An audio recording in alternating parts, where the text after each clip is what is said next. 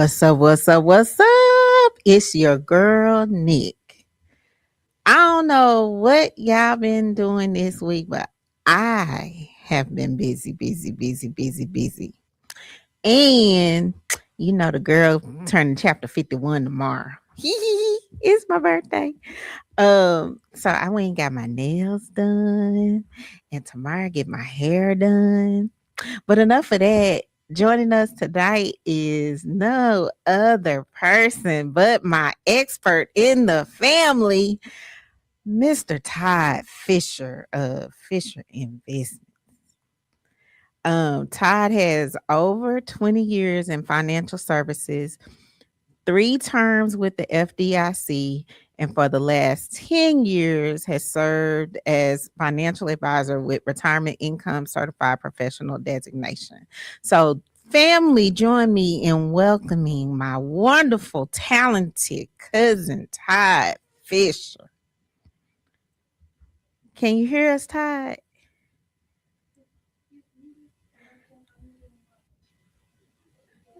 Okay, hold on. Technical difficulties. I didn't know he was muted.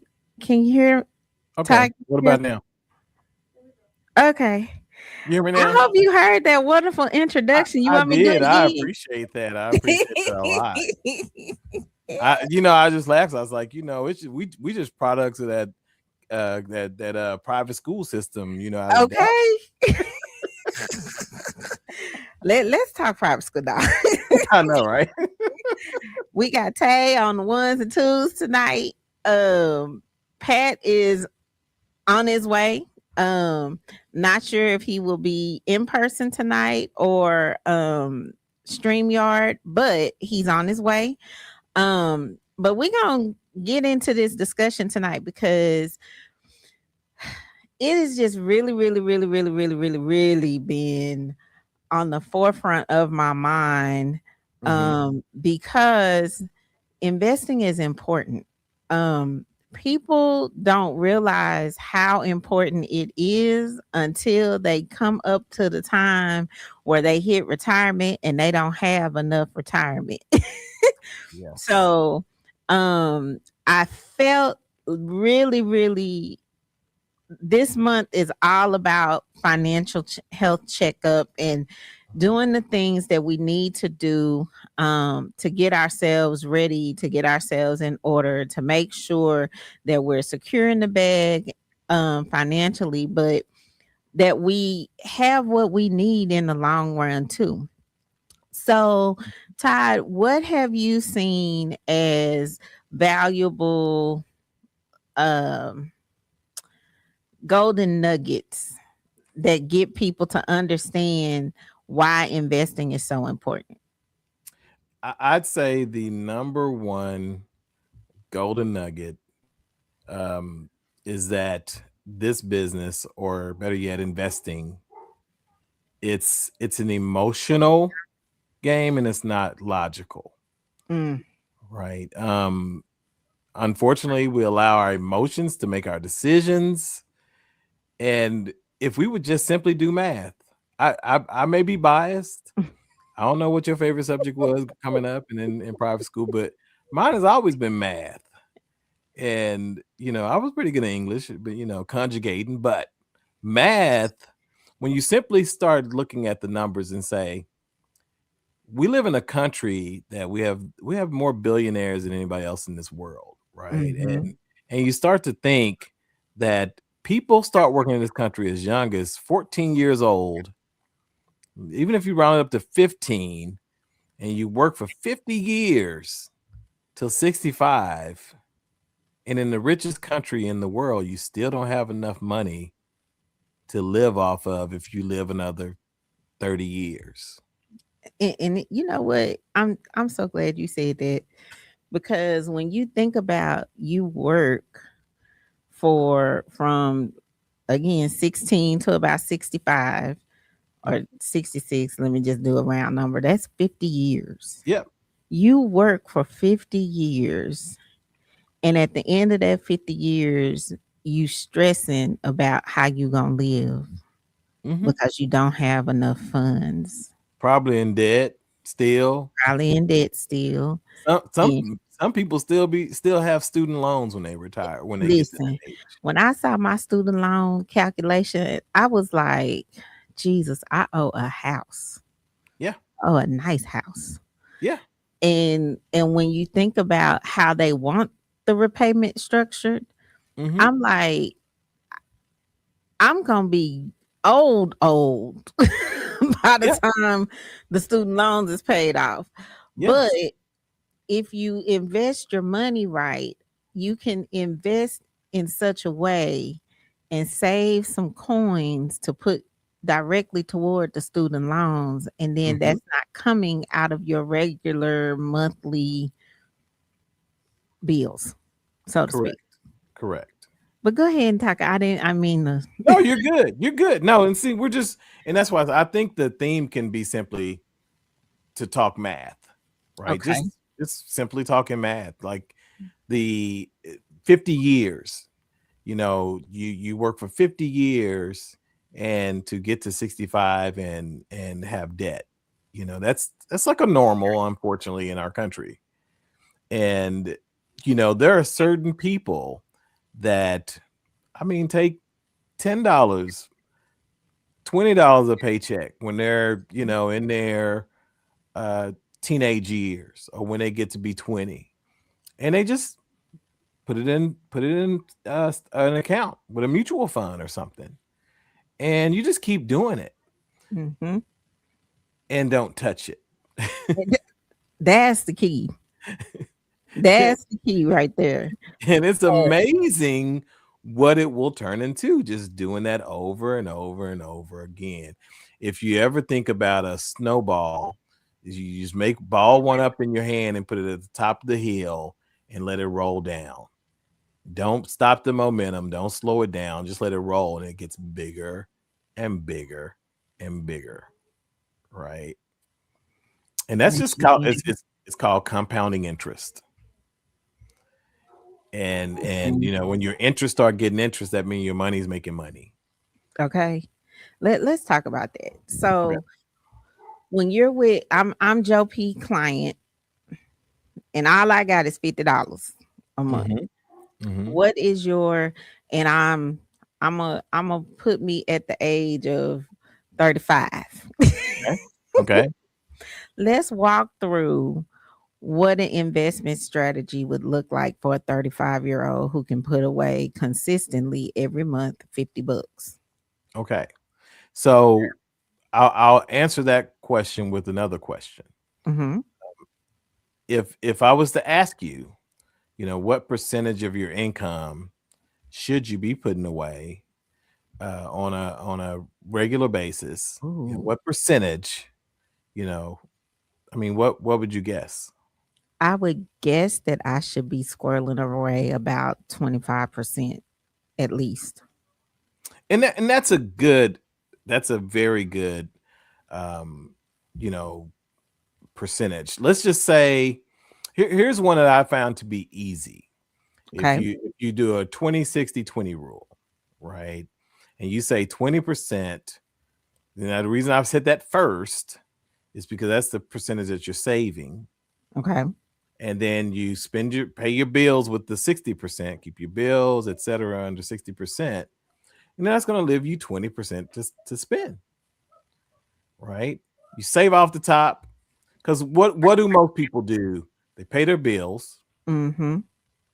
they spend, and then if there's anything left over, they'll save it. They put it into savings. So before we can even talk how much we should be investing, first let's establish that. Let's take that last, what's left over, Mm-hmm. we put into savings and put that first, right? Think of it similar to those of us that are, Christians, or that tithe, and you say, here, I don't know how many people I've talked to, and they say, first thing I do when I get paid Is pay my is time. I pay my tithe, right? Right. And it's biblical. So it's something that you do, because it's a higher power that's saying you should do it, right? Mm-hmm. Now, that higher power Also, probably wants you to have something the day you can no longer go to work, Yes, or the day that you choose to stop working. Unfortunately, we don't all get to choose that, we don't. right? We don't. I know a Eh, lot of people who did mhm. not get the choice. Correct. Correct. Um, it's the majority of us in this country, when we get to be 60 plus, you either end up, having health issues for yourself or a spouse that you have to take care of, Hmm. or a parent that you have to take care of, or, one of your kids. Hmm. Think about the percentage of that. If you got kids, if you got parents, if you got siblings, a spouse, Mm, that's four different, you know, buckets. yeah, yeah, yeah. So somebody's in there gonna get that's not gonna live to be 95, right? Right, Quite a few right, of them probably. So right. the question is, do they have something in place to take care of them? And that's you probably are their long-term care plan. Yep. I mean, it's funny that you say that. I was talking with a friend of mine earlier this week, Mm-hmm. and when we talk, we always talk about, ooh, we did not think we would be at this place at this time. Like, Uh-huh. we Uh-huh. knew that we would be in our 50s because we prayed about that. And when you pray about it, you expect God to deliver, right? Uh-huh. So we knew we would be at this space, but we didn't know we would be in the caregiving space Correct. in Correct. in our early 50s. Yes. and and in the middle of paying mortgages Yep. and student loans and Mm-hmm. working, and in her case, handling her children Yes. on top of all of that. And so when you said that, it just the light bulb went off. Like, what if we actually started planning for those moments as well? Like, even in your 20s and 30s, when you're saying, oh, I want the dog, the house, the picket fence, the Mm-hmm. 2.5 kids, Yeah. do yourselves a favor and even start thinking about, well, if I have the husband and the 2.5 kids and the dog and the house, what if something happens to him? What Yep. happens to me? What if Yep. something happens to me? What happens to him? What happens to the kids in either space? What happens if something happens to the kids? Mm-hmm. Because what I think people also need to realize is investing is part of your long-term financial strategy. It's not just, oh, okay, I'm investing, here it is. It's you're investing for a specific purpose, Yes. be it retirement, be it savings for the kids so they can go to college, be it you want a little nest egg if something happened and you want to be able to pay off your house. You're investing for a reason, for Yes. a goal, for a specific thing that you're trying to do. Yes. And so, going back to that percentage, right? If we know that we're going to save off the top, then if we take 20%, let's say you were 35-year-old teacher, Mhm. and your take home was 5K. That's about Okay. normal. That's They about make normal. 70 plus now. Mhm. As a first year teacher, they keep raising it. So now they Amen. make like 70, 71. And so if you take home 5K, then that means, if we talking uh, you know, basically 80% of that, right, is Mhm. gonna be for spending And and bills. bills. That last 20%, right? So Mhm. $1,000 of your five, you know, and you're Mm. gonna take it and split it, right? Yep. So because if you got five, and the majority of it, 80%, which is $4,000, right? Mm-hmm. Then you get, so how do you gonna split that grand between here? I got some that for saving and some for investing. Yep. Right. And And so if I we're would do doing it that, yeah. 50 So split. now remember that 20%, right? The way that that's going to work is you're not going to put it all in one bucket, Correct. right? So you're going to create multiple buckets. This is the key, right? If you say, remember you mentioned $50, you can do Mhm. more than that, but let's just say, first you got to secure and put something in part of that to go into an emergency fund, Correct. right?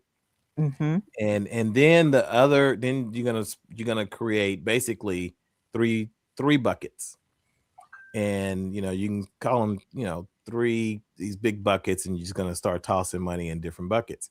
The first bucket is gonna be a safe bucket, right?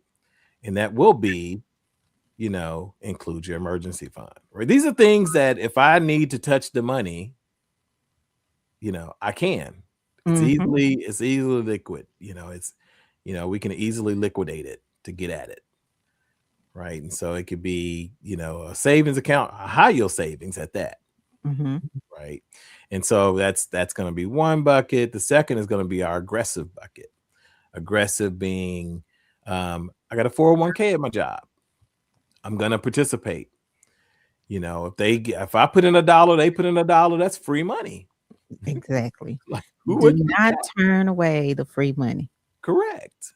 So I'm going to participate in that, right? And it's there that you're doing the investing, right? If it's $50 of your paycheck, $100 of your paycheck, Mm-hmm. and then that third bucket is, that what we call a home run bucket. You get some people that say, "Oh, should I buy some Bitcoin or should I buy some type of cryptocurrency? Maybe I should buy real estate." I know you done heard a bunch of people say, you should do real Mm-hmm. estate. And the reason they say that is because they feel that that's the best value for the dollar, and the best place that they believe that you can invest it and get the best return, right? And so the thing is that, remember, it's emotional.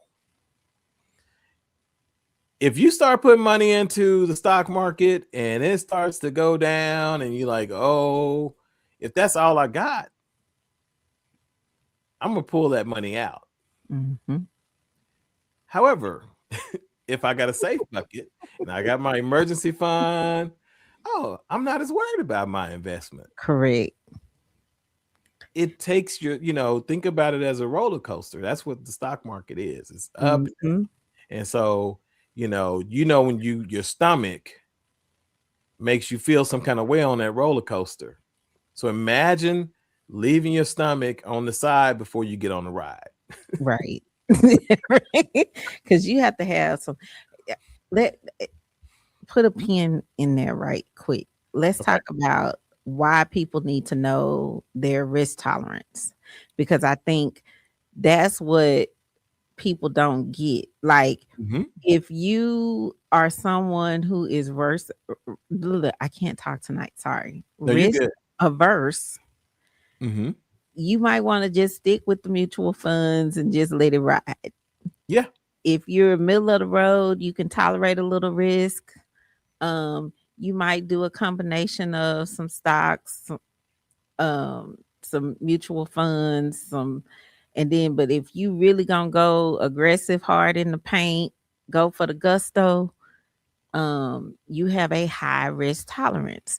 So when you're talking to your financial advisor, understand what your risk tolerance is, so you're not upset at them for putting you in something that's too aggressive or not aggressive enough. No, you bring a valid point, because everyone, when you sit down with a financial advisor, one of the coolest things that they do is to help you complete a risk profile, right? And you go through some questions and say, for this money that you putting away, let's look at your time horizon. Let's think about, how do you feel about it? If it was, if it's a probability that it's gonna triple in size, but there's also a probability it may go negative, the opposite direction. How do you feel about that? Right? To have somebody to ask you those questions before, so they can help pick what you should be and how you should be investing. Because as we go through life, the way you feel in your 20s are different than the way you're going to feel in your 50s. Right. Like you mentioned earlier. I mean, because and I'm gonna say this, I have always been one who will take risks. Mm-hmm. And so my portfolios have always been kind of moderate to high risk. Mm-hmm. But I will say that brief stint when I was married, I kind of went into I wasn't risk averse, but I was trying to play it more safe Mm-hmm. because it wasn't just my money. Yeah.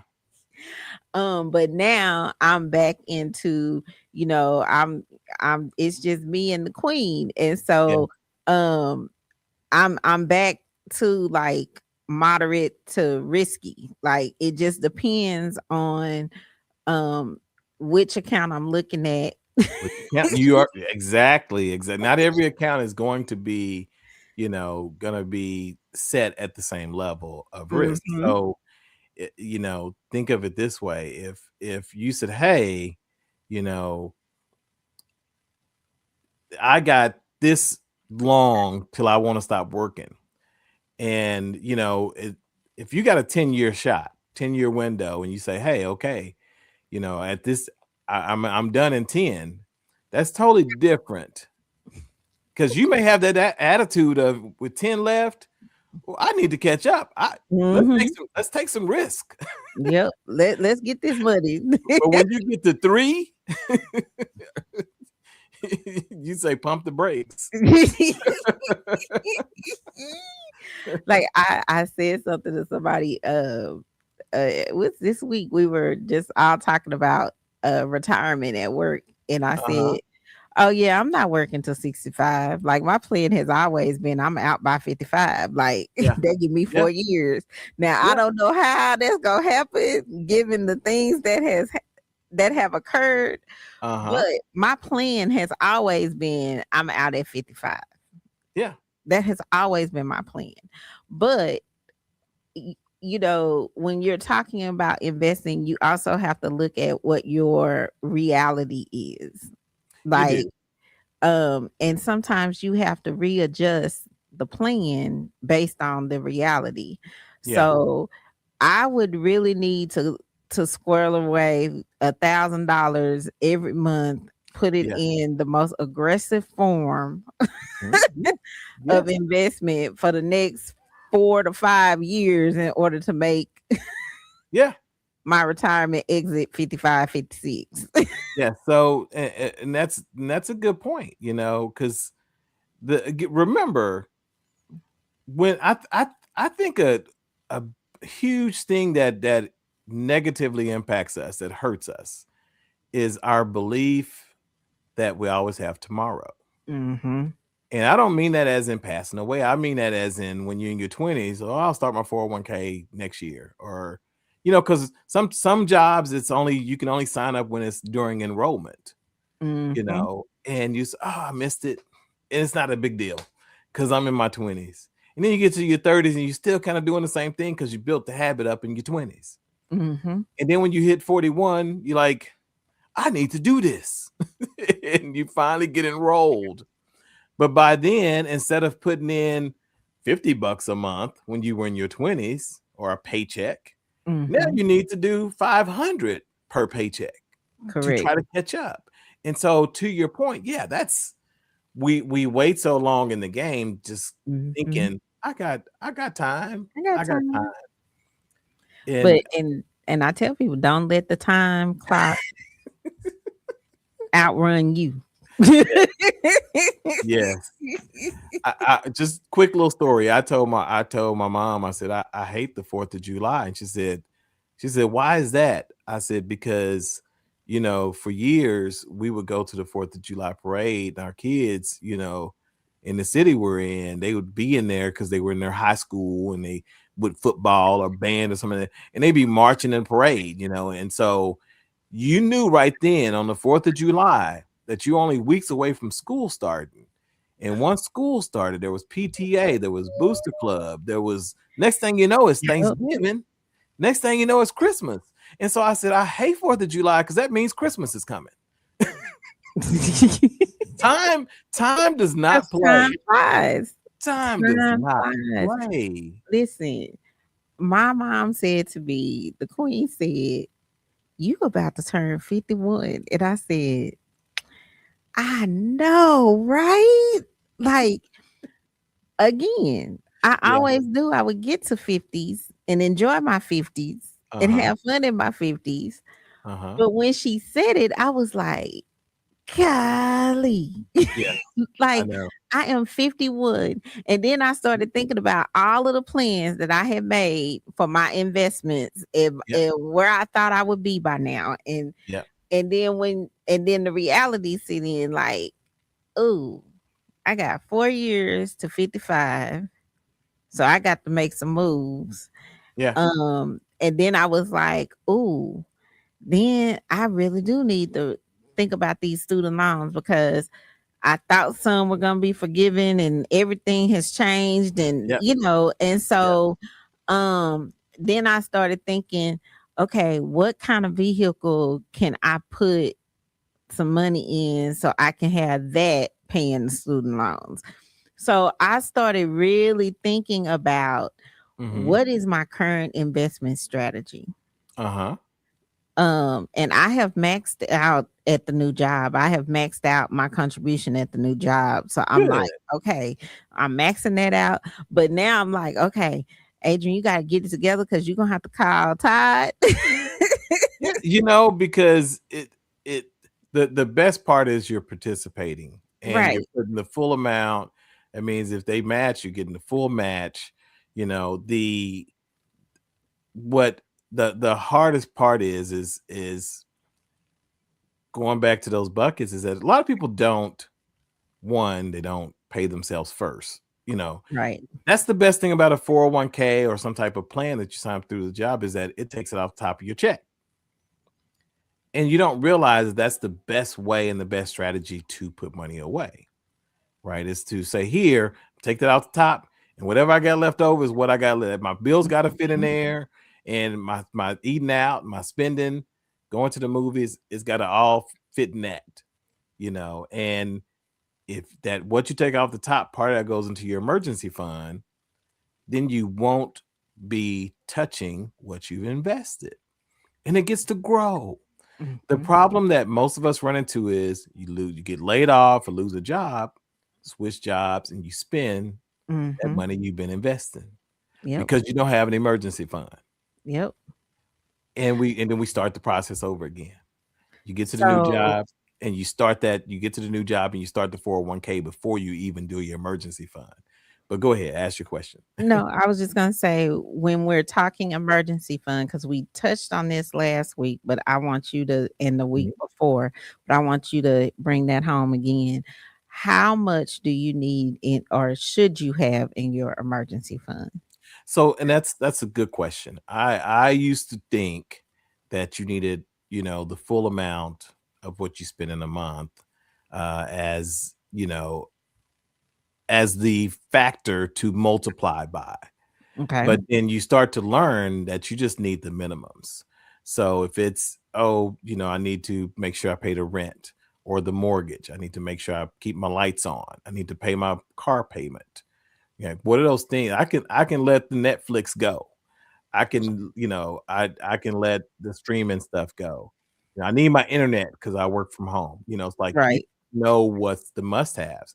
And so if remember earlier we said if you have 5,000 coming in a month, if that number is 2,500, I gotta have at least half of that, you Mhm. know, then I can multiply that by 6, right? And that'll give me an emergency fund. Right. And now some people will say if you're married, then you just need 3 months, from each person. Right. And so Um, so you need half of that if you're going to be looking at one person, in that equation of, because often, unfortunately, that's another thing in this country.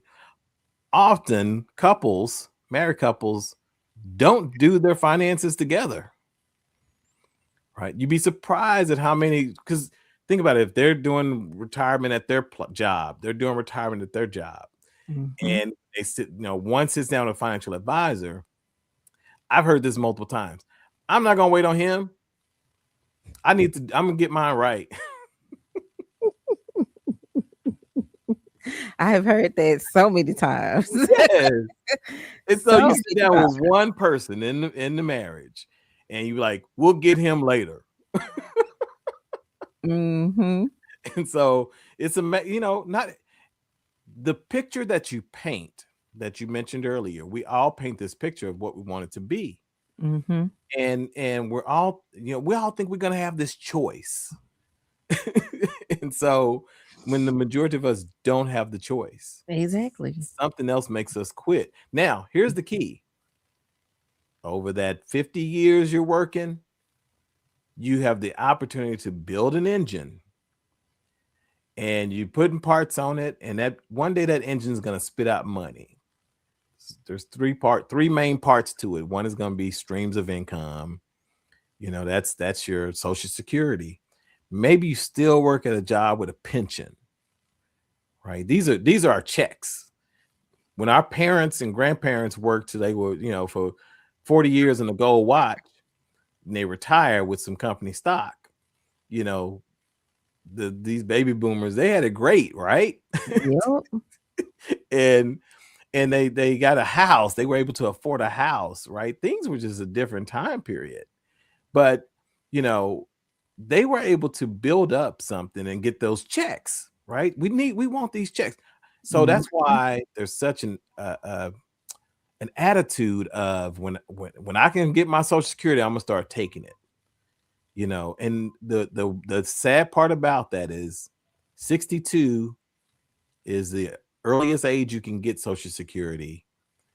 67 gets you full retirement benefits from Mhm. Social Security.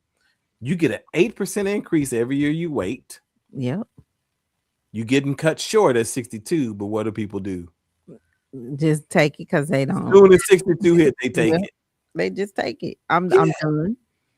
and because they want the check. They Mhm. They want the I check. go to work to make a check. I can't stop working unless I have a check, right? Yep. That's the first part of the engine. The second part of the engine is going to be those buckets, right? The buckets of money. And some say the second part is, the cash, but we'll get to the cash. But that second part, we do our 401ks so that we can, because those checks are never going to make us whole. If you used to making $5,000, like we talked about earlier, Mhm. Social Security may bring in 2,500. Yep. Where's my other 2,500? Where is it coming from? Because you will not get rich on Social Security. I'm just Correct. trying to tell you. Even if you have a pension in addition to it, between the two, maybe you're getting 3,500, but you still got 1,500. Mhm. So where does that? So that's why you need a 401k or a Roth or an IRA, so that you can put enough money in there, because you're going to take money out of there and put it in the bank and use it as the filler for the gap, that $1,500 to $2,500 that those checks aren't making. Mhm. So that's the engine. And like your mom, my mom, we got, and even when we had grandmas, if you paid attention, they would have some money in the bank. Mhm. They have their checks coming in. And for some of our moms, they had a 401k or some type of IRA. Mhm. My mother-in-law, she had an IRA, a 401k she worked for. And whenever her cash gets low in the bank, she replenishes it from her With her 401k. bucket. Yeah, from her bucket. Do you know why we call it a bucket? Because it's there if you need it. Because it can be emptied. Well, yeah. Okay, that makes sense. That makes sense. I never thought about it like that. The checks I never put run out. They yeah, are they are, endless streams of income, right? That we're gonna receive for the rest of our life. When we get the Social Security, is gonna go for the rest of our life. We get a pension, go for the rest. That stream of income, it's guaranteed. It's guaranteed mhm, money. And so then you got your buckets, and you want to keep as much as you can invested, because over the long time, if I live another 30 years, I want to try my money to last as long as 30 years. right, I'm not gonna pull it right, all that out. I'm part. gonna yeah. So I'm gonna take a chunk, put it in the bank, and I'm gonna use that, and I'm gonna pull from it whenever I need to replenish my cash. And what's gonna happen is you just hope you don't empty that bucket. Well, and here's the other thing. This is why I think I like investing. Mm-hmm. Because when you think about the multiple buckets, Mm-hmm. you can have an investment bucket that just is always filling up. Correct. Correct. Because if you look at again, we're talking about compounding interest, Yep. right? And so if you got some money that you started in your 20s or 30s, you start putting money into that account, and it's being invested, even if it's just a mutual fund. But as most people, you hear a number of advisors say, "Oh, just put it in an S&P fund," right?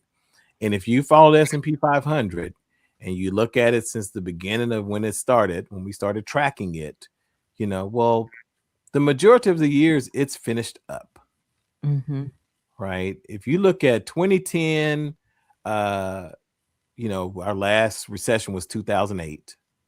In 2010, it started going up, Yep. and the stock market went up and didn't stop going up till 2018, Yep. right? So 8 years, and even COVID didn't stop it. Nope. It At did the end not. of COVID year, we finished at a record high, right? And then 2022, some of that, uh, uh, fall off from COVID still got Mhm. us, because we had those backed up trucks and Yep. shipments, and inflation went to 9%, and the stock market didn't do so hot that year. But you're talking about 26 years, and we've only had well, I won't say 26, I'll say, because I'm thinking 2026. 16 years, and we've only had 2 down years. If you were Exactly. participating in the stock market and putting you $50 a paycheck or whatever it may be, over the last 16 years, you've made some money. You made some money. Right. And I think if I can tell anybody anything, a takeaway that I want you to have is it's never too late to start. Mhm. The only time it's too late is when you're dead. I mean, you know, but it's never too late to start. It's never too late to start making your strategy and putting it into play. And then the other thing is, don't be afraid to call an expert so you can Mhm. have the things that you need. Mhm. Um, we pride ourselves on this show of providing you guys with experts and different tips and tools of different trades so you can be in better positions mentally, emotionally, spiritually, and financially. This month, we're talking about financially because if you look at what is going on in the world around us, we used to have you know low, middle, high. We now have haves and have nots. Yes. And Todd just said earlier, we have the most number of billionaires, but then you have people like us every day struggling to make ends meet. Mhm.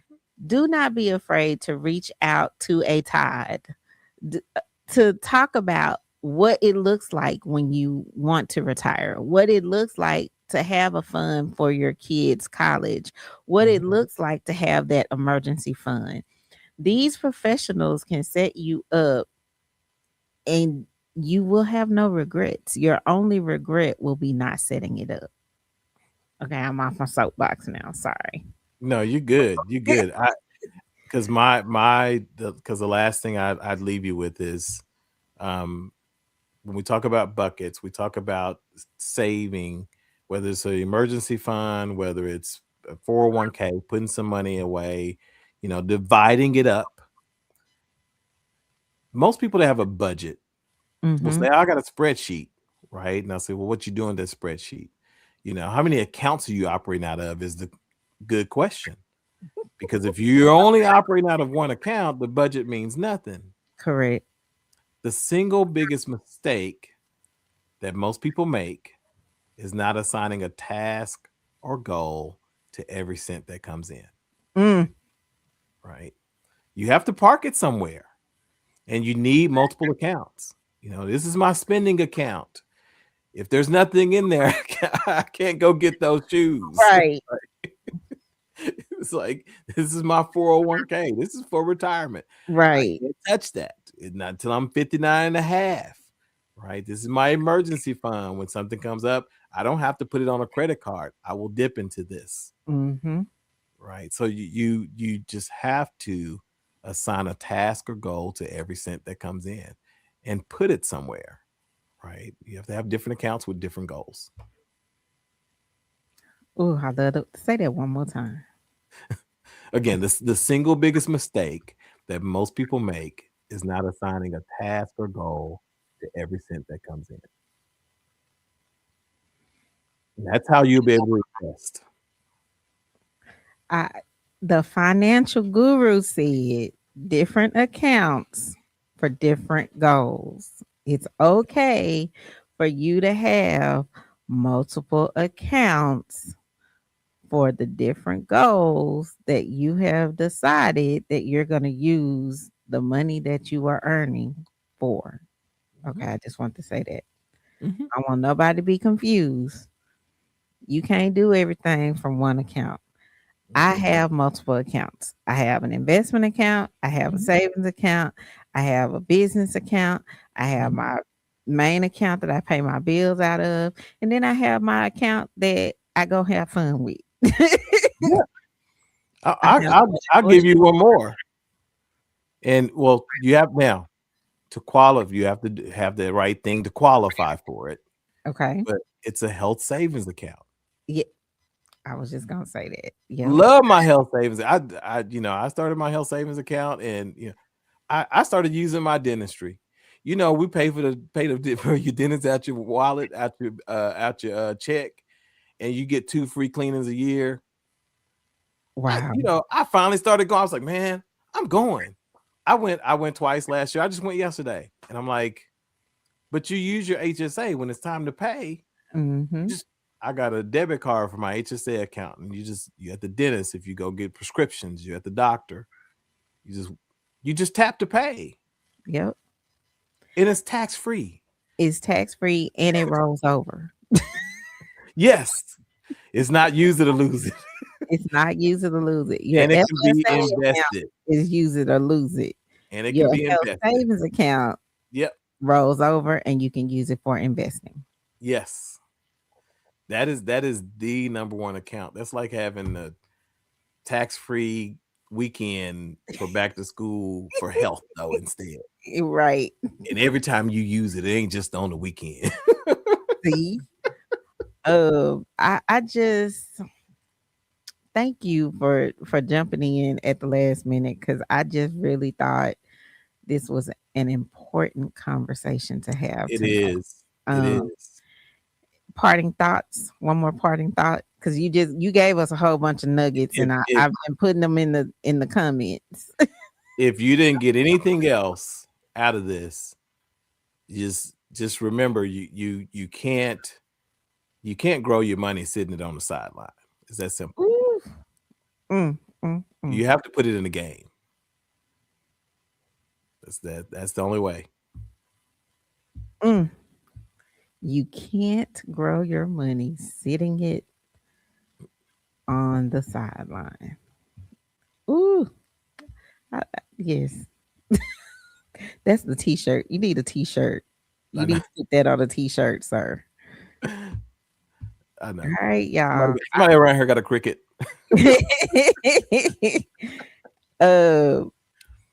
You need to put that on a t-shirt for real. You need to do that. Y'all, tell the people how they can reach you.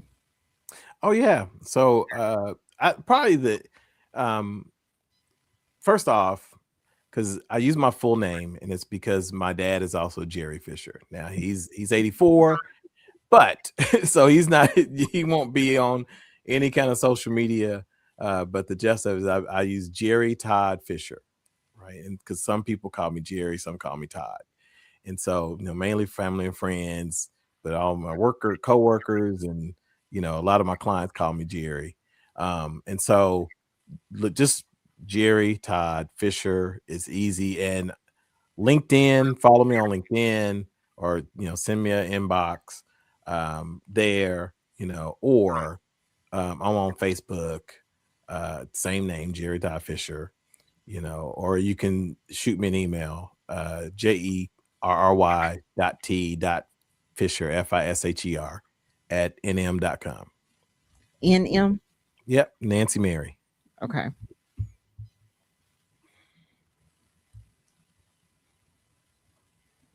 I'm putting all of that in the comments.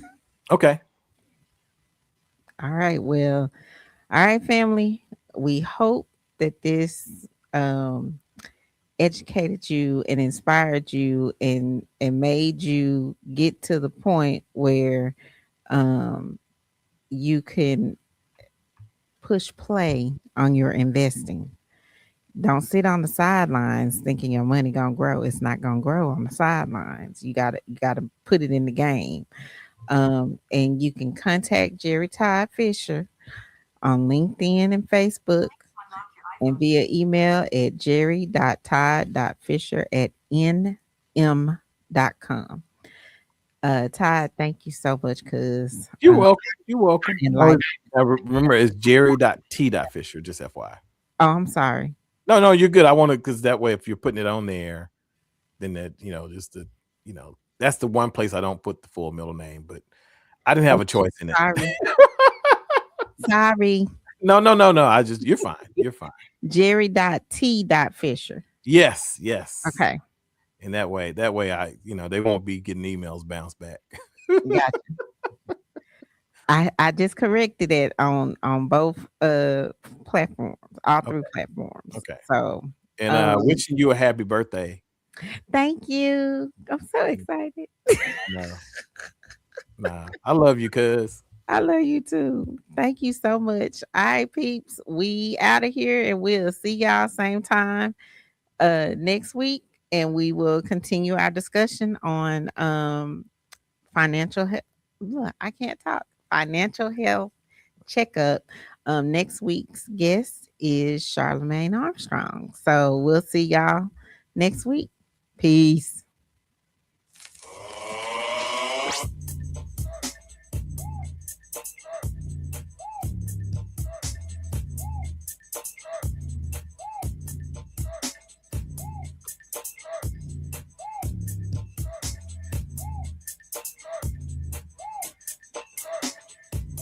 Okay, wait, where's my button?